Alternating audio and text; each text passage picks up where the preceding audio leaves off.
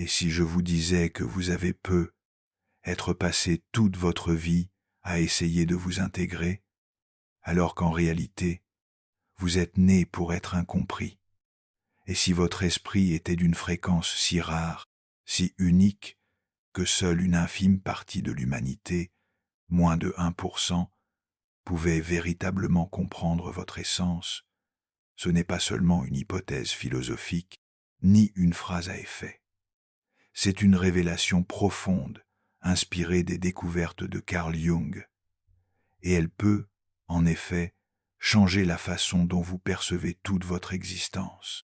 Aujourd'hui, je veux vous montrer 6 signes, mais ce ne sont pas des signes ordinaires. Ce sont des fragments cachés d'une aura qui, en silence, en profondeur, en contraste avec le monde superficiel qui vous entoure, révèlent que votre façon de voir, de ressentir et d'exister dans le monde est tout simplement incompréhensible pour la plupart des gens. Et ce n'est pas parce qu'il y a quelque chose qui ne va pas chez vous, mais parce qu'il y a quelque chose de rare, d'inexplicablement rare. Carl Jung disait que le privilège d'une vie est de devenir qui vous êtes vraiment. Mais que se passe-t-il lorsque qui vous êtes vraiment ne correspond à aucun moule? Lorsque votre présence rend les environnements silencieux? Quand vos pensées créent des ponts invisibles que personne d'autre ne peut traverser? Avez-vous déjà ressenti cela? Êtes-vous déjà entré dans une conversation et avez-vous réalisé que vous n'aviez pas votre place, non pas parce que vous étiez arrogant, mais parce que les mots semblaient vides, répétitifs, comme si tout le monde était pris dans une boucle que vous voyez déjà de loin? Avez-vous déjà été qualifié d'intense, de dramatique, de distant, voire d'étrange? Ou avez-vous appris à sourire pour dissimuler le malaise que vous ressentez à être toujours en avance de quelque part, ou quelques niveaux plus bas dans des profondeurs que personne ne souhaite explorer? Le premier signe de cette aura incompréhensible ne se trouve pas dans vos mots, mais dans votre façon de voir le monde. Vous pensez en termes de schémas et de connexions que les autres ne perçoivent même pas. Alors que la plupart des gens voient l'arbre, vous voyez la forêt. Alors que quelqu'un commente un détail, votre esprit a déjà construit une carte entière autour de cette information. Vous entrez dans une pièce et vous percevez immédiatement où se trouve le malaise, où se trouve le déséquilibre. Vous entendez quelque chose de simple et vous faites immédiatement le lien avec des archétypes, l'enfance, les blessures émotionnelles qui se cachent derrière les mots. Et ce n'est pas que vous vous croyez supérieur. En fait, souvent, vous aimeriez ne pas percevoir autant. Vous aimeriez pouvoir simplement vivre sans capter chaque subtile variation d'énergie, chaque expression brisée, chaque silence qui crie. Mais votre esprit fonctionne comme une antenne qui capte des fréquences qui n'ont pas de mots, mais qui ont du poids. Combien de fois avez-vous deviné la fin d'un film? Non pas grâce à des indices évidents, mais parce que vous avez inconsciemment senti la structure narrative. Le monde n'a pas été fait pour ceux qui voient à travers lui. La plupart des gens vivent à la surface, et lorsque vous mettez le doigt sur ce qui se cache en profondeur, ils réagissent par le déni, le malaise, la distance. Si vous ressentez cette connexion avec ce que je décris, laissez-moi un commentaire avec le mot « connexion ». Cela m'aide à savoir que ces paroles trouvent un écho en vous. Votre façon de percevoir le monde ne se limite pas à la logique ni à l'émotion, elle mélange tout, elle va au-delà. Vous n'écoutez pas seulement ce que quelqu'un dit, vous ressentez ce que la personne ne dit pas, vous déchiffrez les silences, vous comprenez les pauses, vous remarquez quand le « je vais bien » s'accompagne d'un ton tremblant, d'un regard fuyant, d'une micro-expression qui contredit chaque mot. C'est comme si vous lisiez plusieurs couches de réalité en même temps. Et cela, mon ami, n'est pas courant. C'est rare, c'est douloureux et c'est puissant, mais c'est aussi fatigant, car vivre ainsi, c'est être en permanence en état d'alerte, c'est être le seul éveillé dans une pièce remplie de gens endormis. Cette perception vient de l'intérieur. Carl Jung disait que les esprits comme ceux-là ont un accès direct à l'inconscient collectif, un champ de symboles, de modèles et d'archétypes qui imprègne toute l'humanité. Vous le touchez, même sans le vouloir, même sans comprendre comment. Et c'est être pour cela que vous avez appris à vous replier sur vous-même, à préférer le silence, à trouver du réconfort dans les livres, dans l'art, dans les chansons qui vous comprennent, sans avoir besoin d'être traduites. Vous pouvez être entouré de gens et vous sentir profondément seul, parce que votre langage n'est pas celui des mots, c'est celui de l'âme. Vous êtes être ce pont entre ce qui est ressenti et ce qui peut être dit, entre ce qui est inconscient et ce qui doit être révélé. Mais pour cela, vous devez vous permettre d'être vous-même, sans déguisement. Avez-vous déjà essayé d'expliquer quelque chose que vous avez ressenti et vous êtes simplement rendu compte que personne ne comprenait? Vous étiez là, racontant à quel point ce simple geste vous avait profondément marqué. Comment ce silence, au milieu d'une conversation, en disait plus long que n'importe quelle phrase. Mais la réponse est restée superficielle. Ah, je vois, automatique, un sourire vide. C'est à ce moment-là que la plupart des gens renoncent à partager et commencent à porter seuls ce qui aurait dû être partagé. Tu commences à vivre le monde de l'intérieur, alors que tout se passe à l'extérieur. Tu vis intérieurement un flux constant de perceptions, de questions, de sensations qui ne cessent jamais. Voici le deuxième signe d'une aura que peu de gens parviennent à comprendre. Vous expérimentez la réalité par couches. Pour l'autre, la conversation n'était qu'une conversation. Pour vous, c'était la résurgence d'une vieille blessure. C'était percevoir le vide dans les yeux de quelqu'un qui sourit. C'était sentir le poids de ce qui n'était pas dit.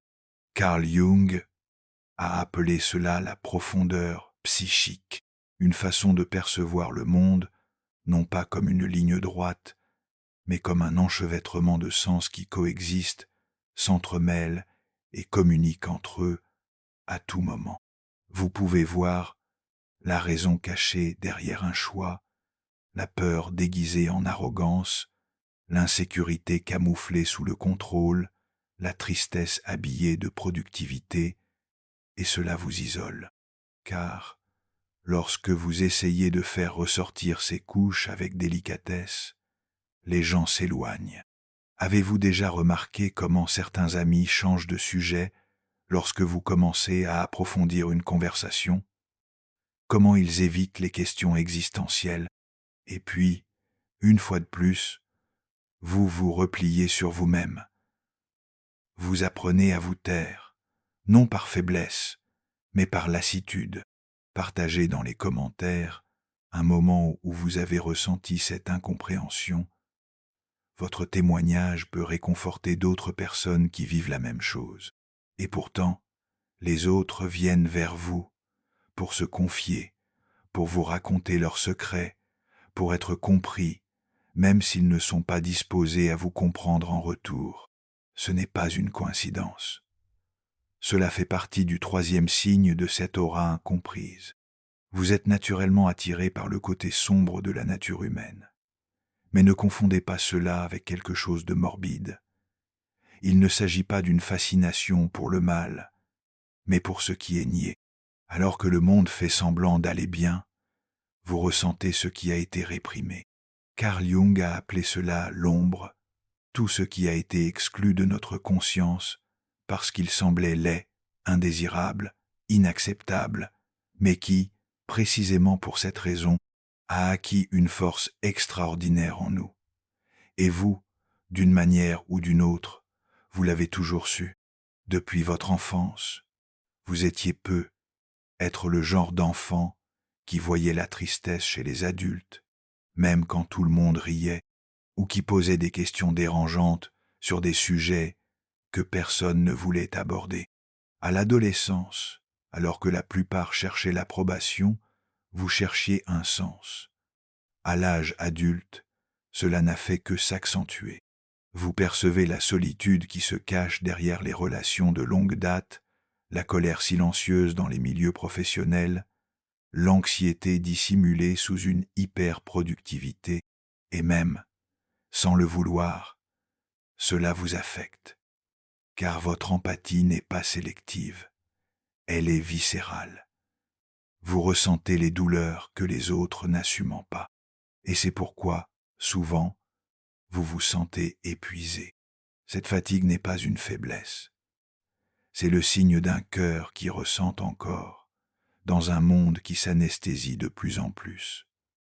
Vous ne fermez pas la porte, vous ne vous protégez pas émotionnellement comme les autres, vous restez ouvert, et cela est rare.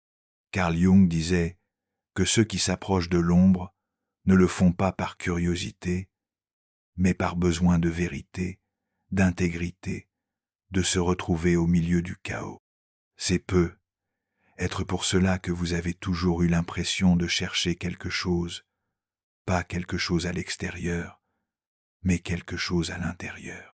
Un endroit sûr, un havre de paix, une clarté, un endroit où vous n'avez plus besoin de vous protéger tout le temps, où vous pouvez simplement être, sans être jugé, sans être incompris. Avez-vous déjà eu l'impression de parler une langue que personne d'autre ne comprend, comme si chaque fois que vous essayez de vous exprimer, vos mots étaient mal traduits, déformés, mal interprétés, ou tout simplement ignorés? Carl Jung appelait cela la solitude psychologique. Et cela n'a rien à voir avec le fait d'être physiquement seul. Cela a à voir avec le sentiment que votre façon de penser, de percevoir, d'interpréter, la réalité est tout simplement incompréhensible pour la plupart des gens. Voici le 4e signe que votre aura n'est pas ordinaire. Vous avez l'impression de toujours communiquer dans une autre langue, même en utilisant les mêmes mots que tout le monde. Vous commencez à dire quelque chose qui a un sens profond, un souvenir, une découverte, une révélation sur vous-même. Et la réponse est superficielle, déconnectée, comme si l'autre personne n'avait écouté que la surface. Que se passe-t-il après quelques expériences de ce genre? Vous cessez d'essayer. Vous vous habituez à garder pour vous, à ne pas partager. Vous attendez que personne ne comprenne. Mais si le problème ne venait pas de vous, et si, en réalité, ce qui se passe, c'est que votre conscience fonctionne à un niveau plus symbolique, plus intégré, plus intuitif, alors que la plupart des gens sont encore prisonniers d'une communication littérale, linéaire, superficielle. Combien de fois avez-vous dû simplifier une idée complexe, réduire un sentiment grandiose, juste pour essayer d'être compris? Combien de fois vous êtes-vous entendu dire « laisse tomber ». Ce sentiment de parler dans un code que personne ne déchiffre n'est pas fortuit. Il provient d'un esprit qui fonctionne sur plusieurs niveaux à la fois. Lorsque vous parlez, vous transmettez des images. Lorsque vous écoutez, vous déchiffrez des cartes émotionnelles. C'est comme si vous étiez une radio diffusant en HD et que le reste du monde était coincé sur une fréquence AM. Ce n'est pas une question de supériorité, c'est une question de fréquence. C'est peu être pour cela que vous avez appris à utiliser d'autres moyens d'expression. C'est peu être pour cela que vous aimez écrire, peindre, jouer, danser, construire des choses de vos mains, car là, dans ces petits actes créatifs, vous parvenez à dire ce que les mots ne peuvent exprimer. Quel est votre moyen d'expression préféré quand les mots ne suffisent pas? J'aimerais le savoir dans les commentaires. Voici maintenant un point qui va peu être vous surprendre.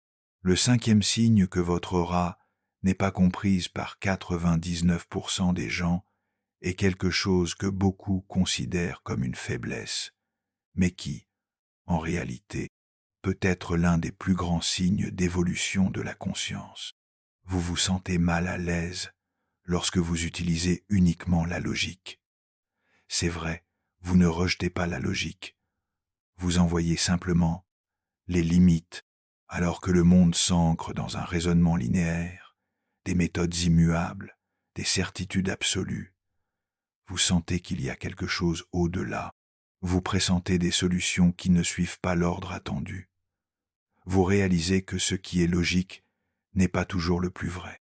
Avez-vous déjà eu le sentiment que quelque chose n'allait pas alors que tout semblait logique sur le papier? C'est ce qu'on appelle la logique intuitive. Jung a décrit cette capacité comme une fusion entre la pensée rationnelle et la sagesse inconsciente. Vous ne vous contentez pas de penser, vous ressentez la pensée. C'est pourquoi vous êtes souvent le premier à percevoir qu'une décision logique ne mènera pas à un bon résultat émotionnel, ou qu'une relation apparemment parfaite est en réalité déconnectée à un niveau profond. Vous vivez en jonglant entre les opposés. Raison et émotion, logique et intuition, esprit et corps, et cela vous perturbe parfois, parce que le monde exige de la clarté, de l'objectivité, des réponses rapides. Mais votre âme sait que la réalité ne se révèle pas si facilement. Vous préférez garder le silence plutôt que de donner une réponse précipitée.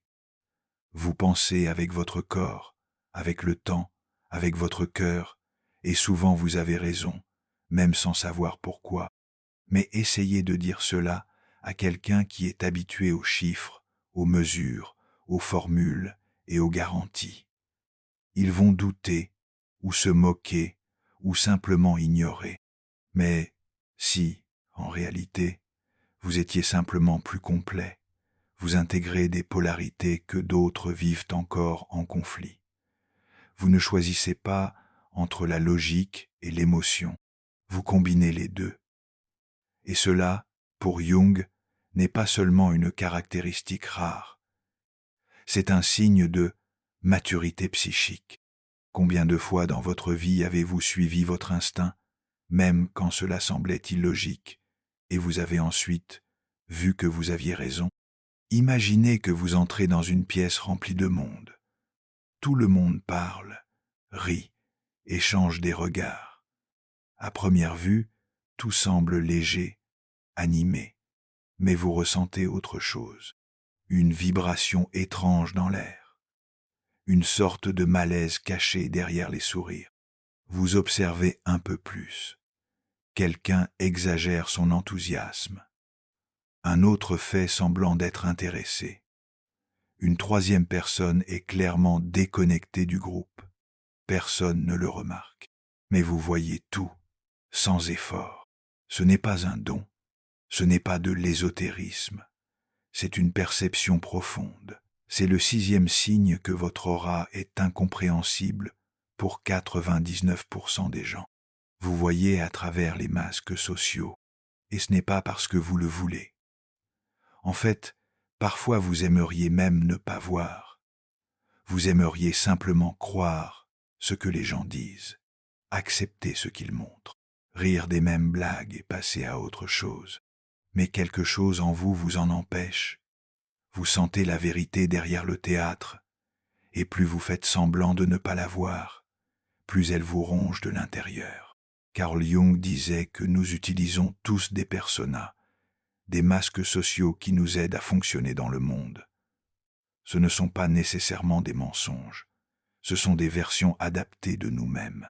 Mais que se passe-t-il lorsque vous voyez non seulement le masque, mais aussi la raison qui a poussé quelqu'un à le créer? Que se passe-t-il lorsque vous réalisez que votre ami drôle essaie désespérément de cacher sa solitude? Vous voyez tout cela. Et même si c'est un cadeau, c'est aussi un fardeau, car on ne peut pas oublier ce qu'on a vu. Vous percevez les micro-expressions qui s'échappent, l'hésitation d'une fraction de seconde avant de répondre, la raideur des épaules pendant une étreinte. Ces petites choses, pour vous, elles sont immenses. Elles en disent plus que 1000 mots et elles façonnent votre relation au monde. C'est pourquoi vous vous fatiguez, socialement, émotionnellement. Être avec des gens, c'est souvent comme entrer dans un théâtre où tout le monde joue un rôle et vous êtes le seul à voir le vrai scénario. C'est pourquoi vous préférez les conversations profondes et intimes avec des personnes qui enlèvent leur masque de leur plein gré. Et le plus curieux, c'est que même en voyant tout cela, vous ne jugez pas. Vous comprenez. Vous comprenez que le masque est souvent une tentative désespérée de protection, que les gens l'utilisent parce qu'ils ont peur d'être rejetés. Jung appelait cette capacité à voir à travers les personas imagination active, un état de conscience élargi où l'invisible devient lisible, où l'âme de l'autre se révèle sans avoir besoin de crier. Mais voici où réside le conflit. Voir trop peut vous rendre solitaire. Vous commencez à réaliser que les relations sont, en grande partie, faites d'accords tacites d'ignorance mutuelle. Mais vous ne pouvez pas participer à ce pacte. Vous avez déjà vu ce qui se cache derrière. Et cela change tout.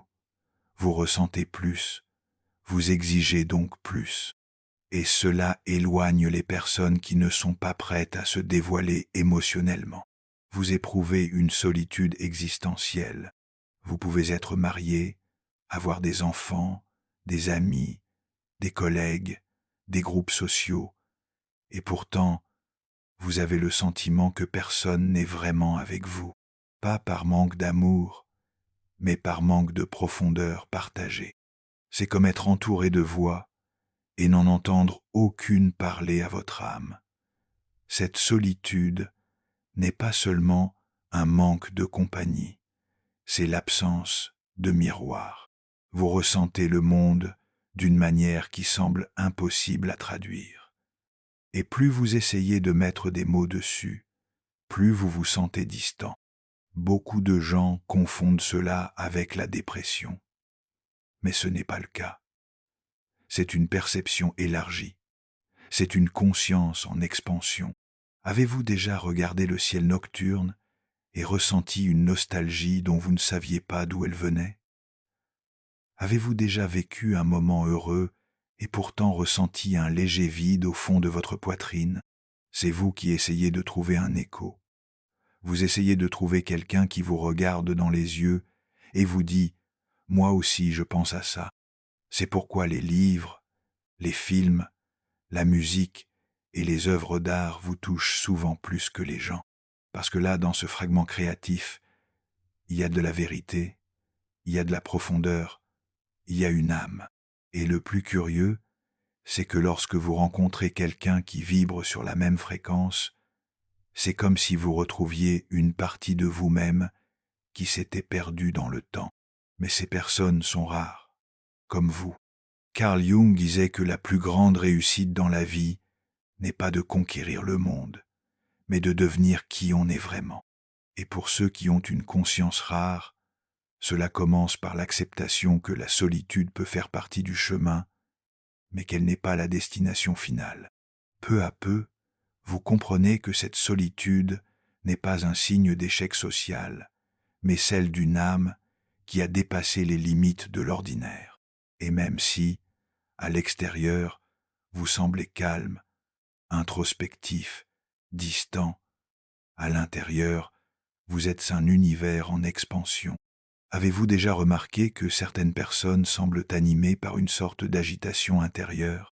Elles peuvent essayer de vivre comme tout le monde, mais quelque chose en elles ne se calme jamais complètement, comme s'il y avait un appel silencieux qui résonnait derrière chaque expérience. Peut-être êtes-vous l'une de ces personnes, et peut-être êtes-vous fatigué d'essayer de vous adapter, fatigué de simplifier des pensées complexes, juste pour être compris, fatigué de vous taire alors que votre sensibilité crie. Mais et si cette fatigue était en réalité un seuil à franchir? Et si cet épuisement émotionnel et existentiel était la porte vers un type de vie que très peu osent vivre? Carl Jung croyait que certains individus ne sont pas ici pour répéter des schémas. Ils sont ici pour les transcender.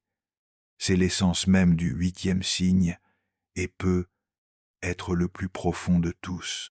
Vous êtes inévitablement attiré par la transformation.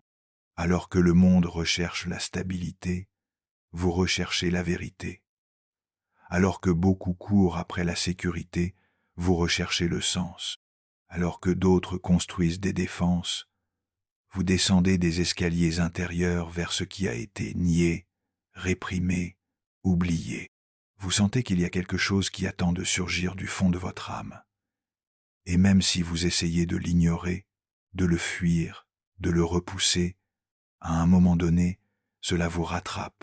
Jung appelait ce processus individuation.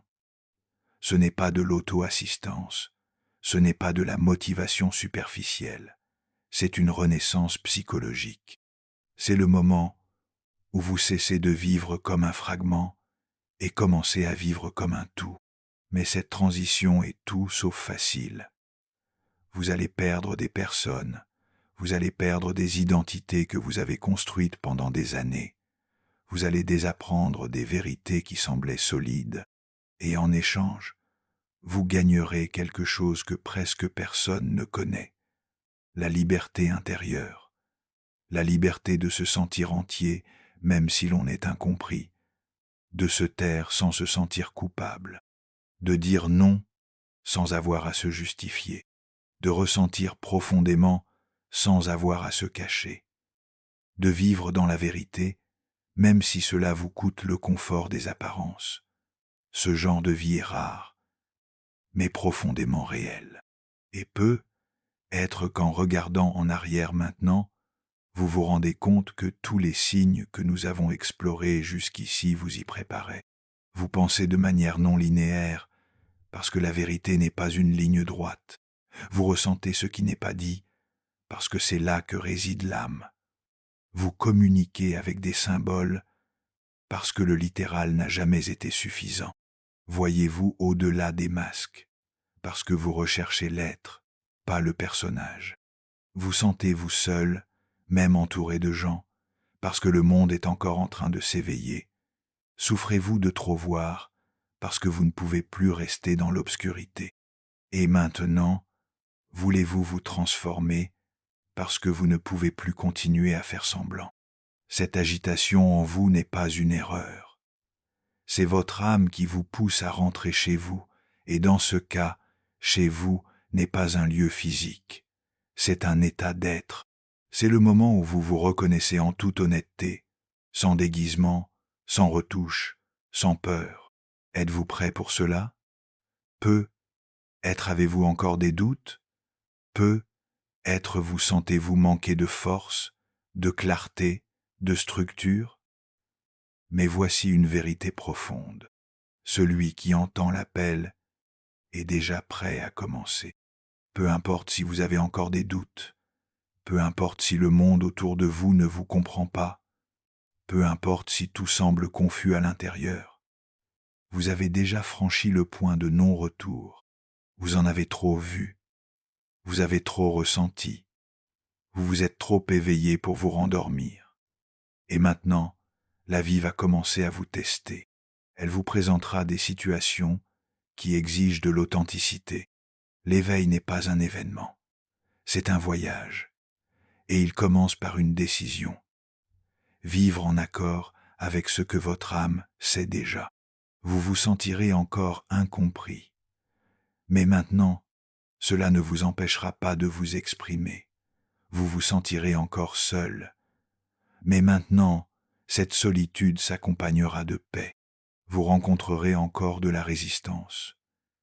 Mais maintenant, votre courage sera plus fort que votre peur. À partir du moment où vous reconnaissez que vous pensez, ressentez et voyez le monde différemment, rien n'est plus comme avant. Vous ne pouvez plus forcer les sourires. Vous ne pouvez plus tolérer les relations superficielles. C'est comme si, tout à coup, vos lunettes étaient tombées. Et maintenant, vous voyez clairement ce qui a toujours été devant vous, mais qui était étouffé par la routine, la course effrénée, les rôles sociaux que vous avez appris à jouer. Comment vivre avec cela? comment transformer toute cette sensibilité, cette perception et cette conscience rare en un mode de vie qui apporte paix, clarté et sentiment d'appartenance. Je veux vous proposer un plan, pas une formule magique, mais une structure réelle, pratique et émotionnellement honnête pour vous aider à aligner votre monde intérieur avec la façon dont vous vivez dans le monde extérieur. Créer un espace de silence radical, tous les jours. Il ne s'agit pas seulement de méditer, il s'agit de revenir à soi-même. Si vous avez un esprit qui ressent trop, qui pense trop et qui absorbe tout ce qui l'entoure, alors vous avez besoin de pause pour purifier votre fréquence. Choisissez un moment dans votre journée, ne serait-ce que 5 minutes, pour être dans le silence complet. Asseyez-vous, respirez, observez. N'essayez pas de résoudre quoi que ce soit. Écoutez simplement ce que votre âme vous dit. Commencez à mettre vos perceptions par écrit. Les personnes comme vous pensent de manière symbolique, complexe et intuitive. Et souvent, ces pensées restent en suspens, dispersées, comme des nuages dans votre esprit. Les mettre par écrit leur donne une structure. Prenez un cahier, un bloc-notes sur votre téléphone portable, n'importe quoi. Chaque jour, écrivez quelque chose que vous avez remarqué dans le monde et que personne n'a commenté. Écrivez ce que vous avez ressenti lors d'une conversation, ce que vous avez compris d'un silence. Vous serez surpris de ce qui émergera, et encore plus de la paix qui commencera à s'installer lorsque vous vous exprimerez. Apprenez à soutenir votre vérité en silence. Tout n'a pas besoin d'être expliqué. Toutes les perceptions n'ont pas besoin d'être validées par les autres. Vous verrez des choses que personne ne voit, et il ne sera pas toujours possible de les traduire. Et ce n'est pas grave. Pratiquez l'art de ressentir sans convaincre, percevoir sans avoir besoin d'être acclamé, savoir et garder cela en paix à l'intérieur de soi. Ce n'est pas de la passivité, c'est de la maturité émotionnelle. C'est quand vous comprenez que tout le monde n'est pas prêt pour la profondeur que vous portez en vous, et que cela ne vous rend pas moins sûr, moins sensible, moins nécessaire. Redéfinissez ce qu'est une véritable connexion pour vous. Vous n'avez pas besoin de beaucoup, vous avez besoin de ceux qui reconnaissent l'invisible avec vous, ceux qui vous regardent dans les yeux et voient quand vous dites « je vais bien », mais que ce n'est pas le cas. Recherchez ce type de présence. Et pour cela, vous devez commencer par offrir cette même présence. Soyez pleinement présent dans vos conversations. Éteignez votre téléphone portable lorsque vous êtes avec quelqu'un. Posez des questions que personne d'autre ne pose. Écoutez avec votre cœur. Les liens profonds ne se créent pas par hasard. Ils se construisent dans les détails, dans l'attention, dans le silence partagé. Assumez la responsabilité de votre parcours vers l'individuation.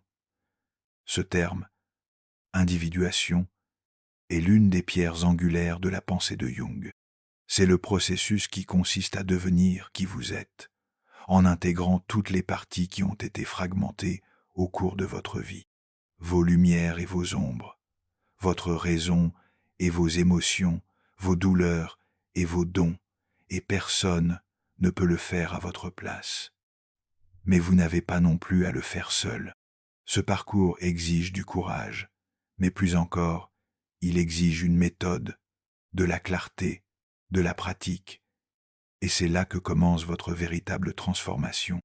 Vous êtes différent, mais différent ne signifie pas mauvais, cela signifie nécessaire.